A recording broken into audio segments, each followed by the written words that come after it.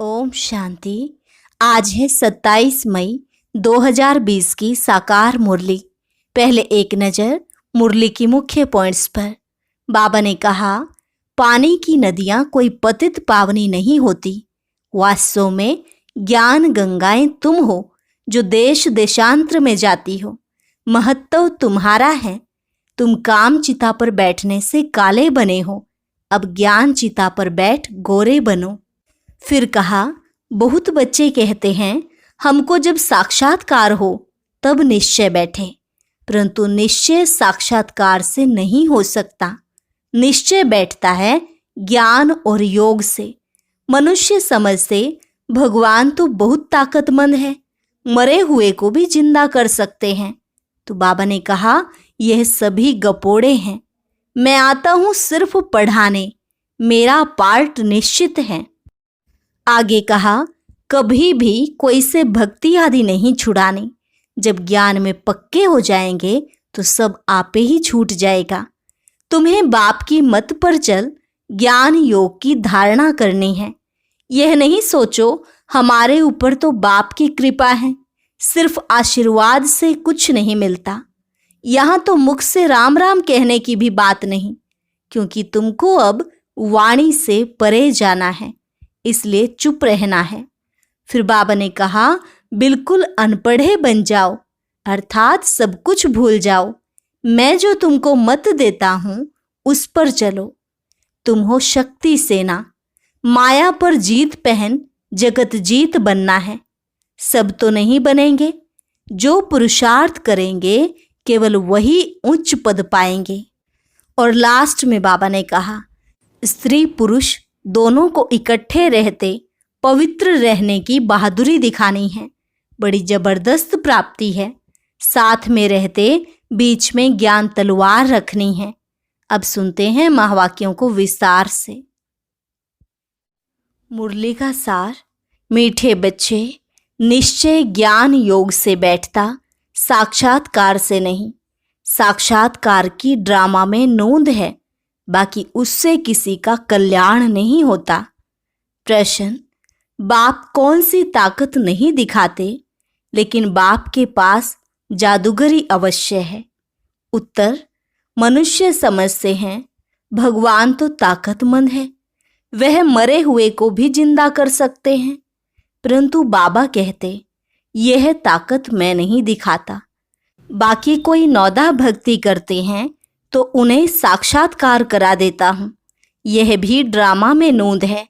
साक्षात्कार कराने की जादूगरी बाप के पास है, इसलिए कई बच्चों को घर बैठे भी ब्रह्मा व श्री कृष्ण का साक्षात्कार हो जाता है। गीत, कौन आया मेरे मन के द्वारे। ओम शांति। यह बच्चों के अनुभव का गीत है।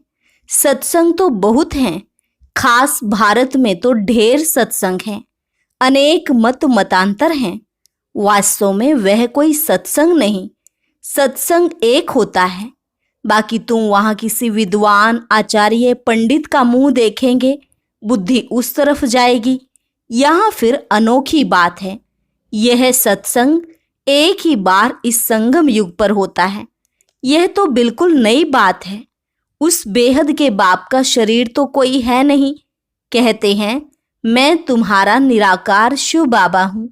तुम और सत्संगों में जाते हो तो शरीरों को ही देखते हो। शास्त्र याद कर फिर सुनाते हैं। अनेक प्रकार के शास्त्र हैं, वह तो तुम जन्म जन्मांतर सुनते आए हो। अब है नई बात, बुद्धि से आत्मा जानती है। बाप कहते हैं, हे मेरे सिकिल अधे बच्चे, हे मेरे सालिग्रामों, तुम बच्चे जानते हो 5000 वर्ष पहले इस शरीर द्वारा बाबा ने पढ़ाया था। तुम्हारी बुद्धि एकदम दूर चली जाती है तो बाबा आया है।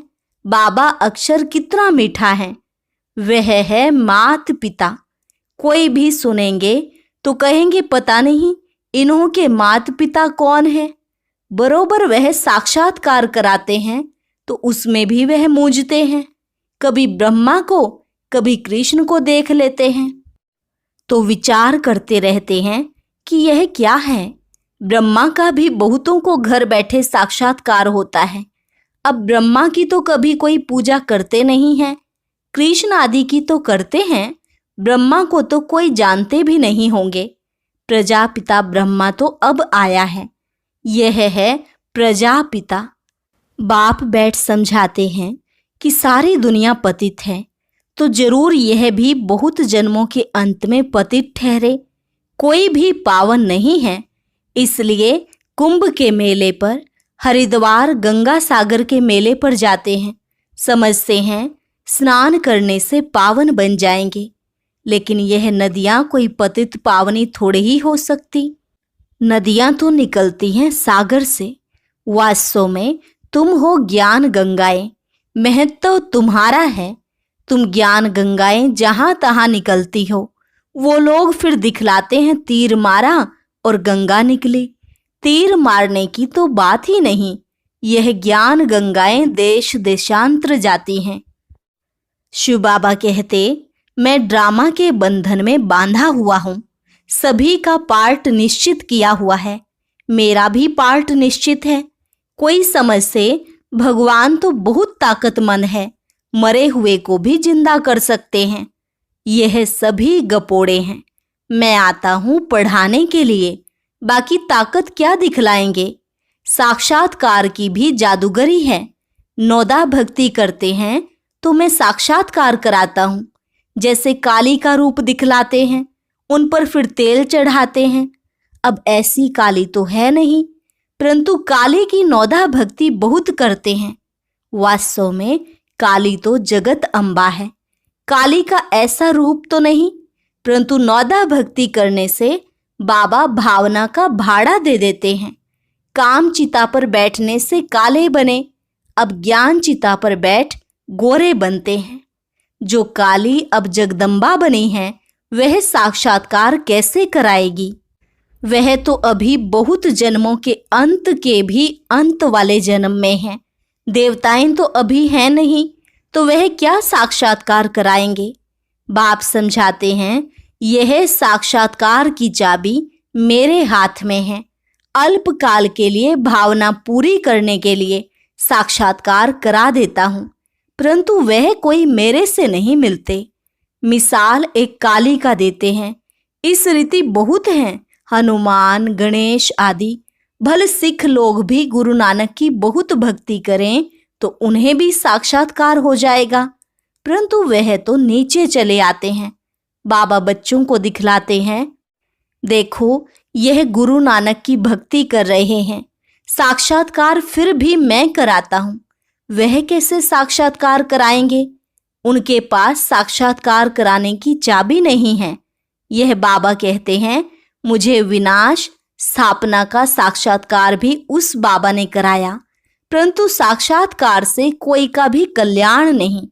ऐसे तो बहुतों को साक्षात्कार होते थे, आज वह है नहीं। बहुत बच्चे कहते हैं, हमको जब साक्षात्कार हो तो निश्चय बैठे, परंतु निश्चय साक्षात्कार से नहीं हो सकता। निश्चय बैठता है ज्ञान और योग से। 5000 वर्ष पहले भी मैंने कहा था कि यह साक्षात्कार मैं कराता हूँ। मीरा ने भी साक्षात्कार किया। ऐसे नहीं कि आत्मा वहां चली गई, नहीं, बैठे बैठे साक्षात्कार कर लेते हैं, लेकिन मेरे को नहीं प्राप्त कर सकते। बाप कहते हैं, कोई भी बात का संशय हो तो जो भी ब्राह्मणियां टीचर्स हैं उनसे पूछो। यह तो जानते हो बच्चियां भी नंबरवार हैं, नदियां भी नंबरवार होती हैं। कोई तो तालाब भी हैं, बहुत गंदा बासी पानी होता है, वहां भी श्रद्धा भाव से मनुष्य जाते हैं। वह है भक्ति की अंधश्रद्धा। कभी भी कोई से भक्ति छुड़ानी नहीं है। जब ज्ञान में आ जाएंगे तो भक्ति आपे ही छूट जाएगी। बाबा भी नारायण का भक्त था। चित्र में देखा लक्ष्मी दासी बन नारायण के पांव दबा रही है, तो यह बिल्कुल अच्छा नहीं लगा। सतयुग में ऐसा होता नहीं। तो ब्रह्मा बाबा कहते, मैंने एक आर्टिस्ट को कहा कि लक्ष्मी को इस दासीपने से विदाई दे दो। बाबा भक्त तो था, परंतु ज्ञान थोड़े ही था। भक्त तो सभी हैं। हम तो बाबा के बच्चे मालिक हैं। ब्रह्मांड का भी मालिक बच्चों को बनाते हैं। कहते हैं तुमको राज्य भाग्य देता हूँ। ऐसा बाबा कभी देखा? उस बाप को पूरा याद करना है। उनको तुम इन आँखों से नहीं देख सकते, उनसे योग लगाना है। याद और ज्ञान भी बिल्कुल सहज है। बीज और झाड़ को जानना है। तुम उस निराकारी झाड़ से साकारी झाड़ में आए हो। बाबा ने साक्षात्कार का भी राज समझाया, झाड़ का राज भी समझाया। कर्म अकर्म विकर्म की गति भी बाबा ने समझाई है। बाप, टीचर, गुरु तीनों से ही शिक्षा मिलती है। अभी बाबा कहते हैं मैं तुमको ऐसी शिक्षा देता हूँ, ऐसे कर्म सिखलाता हूँ जो तुम 21 जन्म सदा सुखी बन जाते हो। टीचर शिक्षा देते हैं ना, गुरु लोग भी पवित्रता की शिक्षा देते हैं अथवा कथाएं सुनाते हैं, परंतु धारणा बिल्कुल नहीं होती। यहाँ तो बाप कहते हैं अंतमति सो गति होगी। मनुष्य जब मरते हैं तो भी कहते हैं राम राम कहो, तो बुद्धि उस तरफ चली जाती है। अभी बाप कहते हैं तुम्हारा साकार से योग छूटा, अब मैं तुमको बहुत अच्छे कर्म सिखलाता हूँ। श्री कृष्ण का चित्र देखो, पुरानी दुनिया को लात मारते और नई दुनिया में आते हैं। तुम भी पुरानी दुनिया को लात मार नई दुनिया में जाते हो, तो तुम्हारी नर्क के तरफ है लात, स्वर्ग तरफ है मुंह। शमशान में भी अंदर जब घुसते हैं तो मुर्दे का मुंह उस तरफ कर लेते हैं, लात पिछाड़ी तरफ कर लेते हैं। तो यह चित्र भी ऐसा बनाया है। मम्मा, बाबा और तुम बच्चे, तुमको तो मम्मा बाबा को फॉलो करना पड़े जो उनकी गद्दी पर बैठो। राजा के बच्चे प्रिंस प्रिंसेस कहलाते हैं ना। तुम जानते हो हम भविष्य में प्रिंस प्रिंसेस बनते हैं। ऐसा कोई बाप, टीचर, गुरु होगा जो तुमको ऐसे कर्म सिखलाएं, तुम सदा काल के लिए सुखी बनते हो। यह शिव बाबा का वर है, वह आशीर्वाद करते हैं। यह नहीं हमारे ऊपर उनकी कृपा है। सिर्फ कहने से कुछ नहीं होगा, तुमको सीखना होता है। सिर्फ आशीर्वाद से तुम नहीं बन जाएंगे, उनकी मत पर चलना है। ज्ञान और योग की धारणा करनी है। बाप समझाते हैं कि मुख से राम राम कहना भी आवाज हो जाता। तुमको तो वाणी से परे जाना है, चुप रहना है। खेल भी बहुत अच्छे अच्छे निकलते हैं। अनपढ़े को बुद्धू कहा जाता है। बाबा कहते हैं कि अब सभी को भूल कर तुम बिल्कुल बुद्धू बन जाओ। मैं जो तुमको मत देता हूँ उस पर चलो। परम धाम में तुम सभी आत्माएं बिना शरीर के रहती हो, फिर यहाँ आकर शरीर लेती हो, तब जीव आत्मा कहा जाता है। आत्मा कहती है मैं एक शरीर छोड़ दूसरा लेती हूँ, तो बाप कहते मैं तुमको फर्स्ट क्लास कर्म सिखलाता हूँ। टीचर पढ़ाते हैं, इसमें ताकत की क्या बात है। साक्षात्कार कराते हैं, इसको जादूगरी कहा जाता है। मनुष्य से देवता बनाना, ऐसी जादूगरी कोई कर ना सके। बाबा सौदागर भी है, पुराना लेकर नया देते हैं।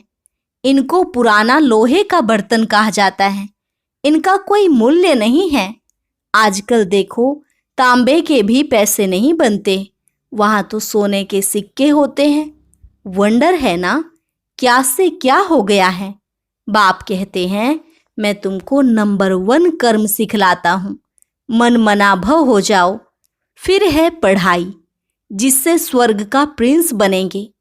अभी देवता धर्म जो प्राय लोप हो गया है, वह फिर से स्थापन होता है। मनुष्य तुम्हारी नई बातें सुनकर वंडर खाते हैं। कहते हैं कि स्त्री पुरुष दोनों ही इकट्ठे रह पवित्र रह सकें, यह कैसे हो सकता। बाबा तो कहते भल इकट्ठे रहो, नहीं तो मालूम कैसे पड़े। बीच में ज्ञान तलवार रखनी है, इतनी बहादुरी दिखानी है। परीक्षा होती है तो मनुष्य इन बातों में वंडर खाते हैं, क्योंकि शास्त्रों में तो ऐसी बातें हैं नहीं। यहाँ तो प्रैक्टिकल में मेहनत करनी पड़ती है। गंधर्वी विवाह की बात यहाँ की है। अभी तुम पवित्र बनते हो। तो बाबा कहते, बहादुरी दिखलाओ, सन्यासियों के आगे सबूत देना है। समर्थ बाबा ही सारी दुनिया को पावन बनाते हैं। बाप कहते हैं, भले साथ में रहो, सिर्फ नगन नहीं होना है। यह सभी हैं युक्तियां। बड़ी जबरदस्त प्राप्ति है। सिर्फ एक जन्म बाबा के डायरेक्शन पर पवित्र रहना है। योग और ज्ञान से एवर हेल्दी बनते हैं 21 जन्मों के लिए। इसमें मेहनत है ना। तुम हो शक्ति सेना, माया पर जीत पहन जगत जीत बनते हो। सभी थोड़े ही बनेंगे। जो बच्चे पुरुषार्थ करेंगे वही उच्च पद पाएंगे। तुम भारत को ही पवित्र बनाकर फिर भारत पर ही राज्य करते हो। लड़ाई से कभी सृष्टि की बादशाही मिल ना सके, यह वंडर है ना। इस समय सब आपस में लड़कर खलास हो जाते हैं। मक्खन भारत को मिलता है। दिलाने वाली है वंदे मातरम। मेजॉरिटी माताओं की है। अब बाबा कहते हैं, जन्म जन्मांतर तुम गुरु करते आए, शास्त्र पढ़ते आए। अब हम तुमको समझाते हैं, जज योर सेल्फ। राइट क्या है? सतयुग है राइटियस दुनिया, माया अनराइटियस बनाती है।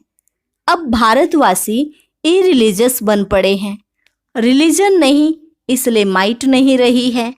इरिलीजियस, अनराइटियस, अनलॉफुल, इंसॉल्वेंट बन पड़े हैं। बेहद का बाप है, इसलिए बेहद की बातें समझाते हैं। कहते हैं कि फिर तुमको रिलीजियस मोस्ट पावरफुल बनाता हूँ। स्वर्ग बनाना तो पावरफुल का काम है, परंतु है गुप्त। इनकॉग्निटो वॉरियर्स हैं। बाप का बच्चों पर बहुत प्यार होता है। मत देते हैं। बाप की मत, टीचर की मत, गुरु की मत, सोनार की मत, धोबी की मत, इसमें सभी मतें आ जाती हैं। अच्छा, मीठे मीठे सिकिलदे बच्चों प्रति मात पिता बाप दादा का याद प्यार और गुड मॉर्निंग। रूहानी बाप की रूहानी बच्चों को नमस्ते। रूहानी बच्चों की रूहानी बाप दादा को नमस्ते नमस्ते, गुड मॉर्निंग। धारणा के लिए मुख्य सार। पहली पॉइंट, इस एक अंतिम जन्म में बाप के डायरेक्शन पर चल घर गृहस्थ में रहते पवित्र रहना है। इसमें बहादुरी दिखानी है। दूसरी पॉइंट, श्रीमत पर सदा श्रेष्ठ कर्म करने हैं। वाणी से परे जाना है। जो कुछ पढ़ा व सुना है उसे भूल बाप को याद करना है। वरदान, शुभ चिंतन द्वारा ज्ञान सागर में समाने वाले अतीन्द्रिय सुख के अनुभवी भव। शुभ चिंतन द्वारा ज्ञान सागर में समाने वाले अतीन्द्रिय सुख के अनुभवी भव। जैसे सागर के अंदर रहने वाले जीव जंतु सागर में समाये हुए होते हैं, बाहर नहीं निकलना चाहते। मछली भी पानी के अंदर रहती है। सागर व पानी ही उसका संसार है। ऐसे आप बच्चे भी शुभ चिंतन द्वारा ज्ञान सागर बाप में सदा समाये रहो। जब तक सागर में समाने का अनुभव नहीं किया, तब तक अतीन्द्रिय सुख के झूले में झूलने का, सदा हर्षित रहने का अनुभव नहीं कर सकेंगे। इसके लिए स्वयं को एकांतवासी बनाओ, अर्थात सर्व आकर्षण के वाइब्रेशन से अंतर्मुखी बनो। स्लोगन, अपने चेहरे को ऐसा चलता फिरता म्यूजियम बनाओ जिसमें बाप बिंदु दिखाई दे। अपने चेहरे को ऐसा चलता फिरता म्यूजियम बनाओ जिसमें बाप बिंदु दिखाई दे। अच्छा, ओम शांति। और आज बाबा का एक नया गीत अपलोड किया गया है, वह भी जरूर सुने। और कमेंट्री सुनने के लिए YouTube में टाइप करें आज की कमेंट्री।